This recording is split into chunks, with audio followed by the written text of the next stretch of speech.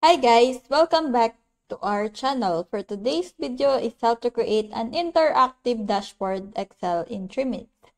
Just pretty quick and simple, so let's go. Creating an interactive dashboard in Excel can be a powerful way to visualize and analyze data. Here are the steps to create an interactive dashboard in Excel. Set up your data. You'll need to set up your data in a way that makes it easy to analyze and visualize. This could include creating tables, charts, and pivot table to summarize your data. Choose your dashboard component. Decide on the components you want to include in your dashboard, such as charts and pivot tables. Such as charts, tables, and graphs. Make sure to choose components that are visually appealing and easy to read. Create your dashboard. To create your dashboard, make sure to test it thoroughly to ensure that it works expected.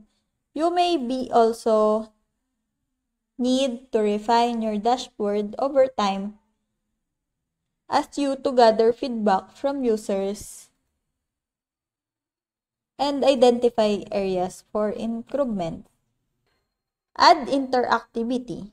To make your dashboard interactive, you can use features like drop-down menu, checkboxes, and scroll bars to allow users to explore the data in different ways. You can also use formulas and macros to create dynamic elements that update in real time as users interact with your dashboard. By following these steps, you can create interactive dashboard in Excel that allows you to analyze and visualize your data in powerful and engaging way. So that's it. I hope that you learned something and this video helps. And if you have any questions or comments, kindly put it in the comment section below. And make sure to subscribe and like to our channel.